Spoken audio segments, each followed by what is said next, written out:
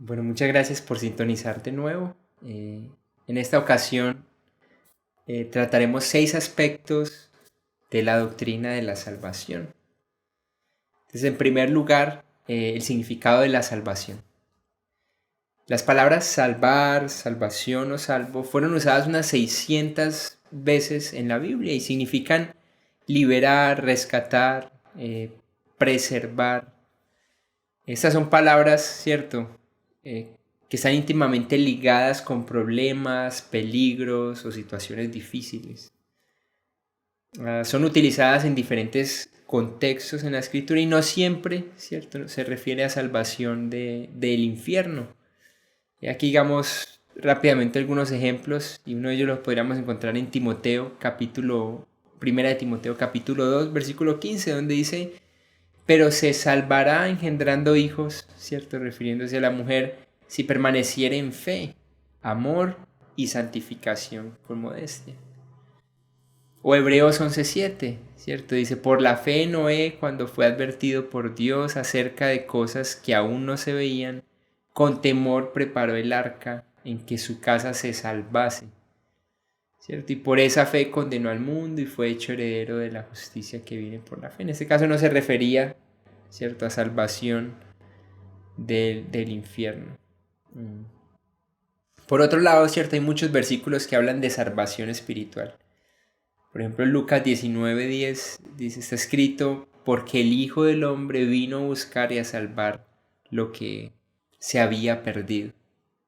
O Hechos 16:30 al 31, por ejemplo, en la conversación del carcelero de Filipos con Pablo y Silas, dice: y sacándolos les digo, señores, ¿qué debo hacer para ser salvo? Entonces ellos le dijeron: cree en el Señor Jesucristo y serás salvo tú y tu casa. Su pregunta fue: ¿qué debía hacer para ser salvo, cierto? Espiritualmente hablando. Y la respuesta fue: creer en el Señor Jesucristo. Ahora, en segundo lugar, de estos puntos que estamos viendo, de estos 6 puntos que vamos a ver sobre la salvación, podríamos hablar de las fases de la salvación. La Biblia habla de salvación de la pena, de la pena, de el poder y de la presencia del pecado. Vamos a ver rápidamente, ¿cierto? La primera fase es la salvación de la pena del pecado. Y es que la Biblia presenta la salvación muchas veces como algo ya realizado. Digamos Efesios 2, 8 al 9 dice: porque por gracia sois salvos por medio de la fe, y esto no de vosotros, pues es don de Dios, no por obras, para que nadie se gloríe. Entonces, con la frase sois salvos, Pablo les comunicó que ya eran salvos. No que en el presente estaban siendo salvos o que serían salvos, sino que hablaba de una salvación segura y completa ya. Es salvación del castigo del pecado que merecemos en el infierno. Tito 3, 4 al 5 también lo menciona un poco, ¿cierto? Pero cuando se manifestó la bondad de Dios nuestro Salvador y su amor para con los hombres, nos salvó, no por obras de justicia que nosotros hubiéramos hecho, sino por su misericordia, por el lavamiento de la regeneración y por la renovación en el Espíritu Santo. Entonces nos salvó, ¿cierto? Y con ese conector, pero Pablo contrastaba lo que éramos y hacíamos con lo que Dios hizo. Dijo que Dios nos salvó. Esto habla de algo ya realizado. Esta salvación viene de Dios, ¿sí, cierto? Y no es por nuestras obras de justicia que hagamos, ni tampoco es porque no hacemos más los diferentes pecados, más los pecados que hacíamos, ya no los hacemos más, sino que va más allá de eso, ¿cierto? La segunda fase es de la salvación del poder del pecado. Entonces, salvación del poder del pecado. Esto es la salvación o liberación en el presente sobre el poder del pecado en la vida del creyente. Santiago 1:21 dice: por lo cual, desechando toda inmundicia y abundancia de malicia, recibid con mansedumbre la palabra implantada. Y ojo a esto: la cual puede salvar vuestras almas. Y esa frasecita final parece indicar que todavía no eran salvos, pero no olvidemos que 2 veces en los versículos anteriores, ahí en Santiago 1, 16 y 21, los había llamado hermanos míos. Igual en Santiago 1:18 también les había dicho que habían ya nacido de nuevo por la palabra de verdad. Y un poco más adelante también Santiago en capítulo 2 versículo 1 indica que tenían fe en el glorioso Señor Jesucristo. Evidentemente, entonces Santiago no estaba hablando de salvación del infierno como tal, sino de otra salvación. La tercera fase de esta salvación es la salvación de la presencia del pecado. Romanos 13:11 dice, y esto conociendo el tiempo, que es ya hora de levantarnos del sueño, porque ahora está más cerca de nosotros nuestra salvación que cuando creíamos. Pablo les habló de una salvación o liberación futura que se aproximaba. Tiene que ver mucho con la glorificación, donde estaremos en el mismo cielo con Él, ¿cierto? Y seremos salvos de la presencia del pecado futura. Y ahí terminaríamos con esos 3 puntos de las fases de la salvación y podríamos pasar al tercer lugar, al tercer punto de la salvación que estamos viendo, de los 6 puntos, y es el medio de la salvación, ¿cierto? Tanto Dios el Padre como Cristo son llamados Salvador, ¿cierto? En las Escrituras, Dios nos salva y el medio y lo hace, ¿cierto? Por medio de Jesucristo, ¿cierto? Aquel que murió por nuestros pecados, que fue sepultado y que resucitó al tercer día. Hechos 4:12 dice el apóstol Pedro a los líderes religiosos de Israel, les dice, y en ningún otro hay salvación, ¿cierto? No hay otro nombre bajo el cielo dado a los hombres en que podamos ser salvos. Entonces, no hay otro medio.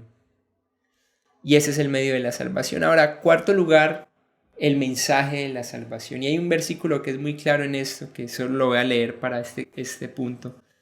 Y está en 1 Corintios 15, 1-4. Resume perfectamente el Evangelio y dice, además os declaro, hermanos, el Evangelio que os he predicado, el cual también recibisteis, en el cual perseveráis, por el cual asimismo, si retenéis la palabra que os he predicado, sois salvos, si no creísteis en vano. Porque primeramente os he enseñado lo que asimismo recibí. Y ojo acá, que Cristo, el Mesías, murió por nuestros pecados conforme a las Escrituras y que fue sepultado y que resucitó al tercer día conforme a las Escrituras. El resumen del Evangelio. En quinto lugar, la condición de la salvación, ¿cierto? Hay muchas ideas equivocadas en cuanto a qué se debe hacer para ser salvo. Muchos piensan que no son salvos, o que son salvos, perdón, porque sus padres son salvos, otros porque van a una iglesia, a un templo y van con otros creyentes, otros porque cantan alabanzas, otros confían en su religión, otros creen que porque fueron bautizados de pequeños ya son salvos, otros que por los esfuerzos personales, las buenas obras, por cumplir con los 10 mandamientos, otros simplemente por seguir su propia filosofía, pero la Sagrada Escritura, ¿cierto? Es clara en esto y dice que la salvación es por la fe depositada en Cristo. Juan 6:47 dice, de cierto os digo, el que cree en mí tiene vida eterna. Y la palabra creer es poner la confianza en Él, ¿cierto? Esta palabra frecuentemente utilizada en la Biblia para la decisión de salvación, ¿cierto? El creer. Por ejemplo, Hechos 10:43 dice Pedro cuando predicaba a Cornelio y sus allegados, dice, de este Jesús dan testimonio todos los profetas, que todos los que en él creyeren recibirán perdón, ¿cierto? De pecados por su nombre. En sexto lugar y último lugar, la seguridad de salvación, ¿cierto? En Juan 10:27-29 dice, mis ovejas oyen mi voz y yo las conozco y me siguen y yo les doy vida eterna. Y ojo a esto, y no perecerán jamás, ni nadie las arrebatará de mi mano. Mi Padre que me las dio es mayor que todos y nadie las puede arrebatar de la mano de mi Padre. Hay un versículo más, ¿cierto? Donde Primera de Juan capítulo 5, versículo 11 al 13 dice, y este es el testimonio que Dios nos ha dado, vida eterna, y esta vida eterna, ¿cierto? Esta vida está en su Hijo. Luego dice, el que tiene al Hijo tiene la vida, el que no tiene al Hijo de Dios no tiene la vida. Estas cosas os he escrito a vosotros que creéis en el nombre del Hijo de Dios, para que sepáis con certeza, ¿sí o no?, que tenéis vida eterna, para que creáis en el nombre del Hijo de Dios, ¿cierto? Ojalá que esos detalles vistos sobre la doctrina de la salvación nos lleven a ser agradecidos con Dios por lo que ha hecho en nuestro favor, por salvarnos del pecado, por salvarnos del infierno, y también que esto nos motive a predicar a otros de las buenas nuevas de Cristo. Un abrazo, bendiciones.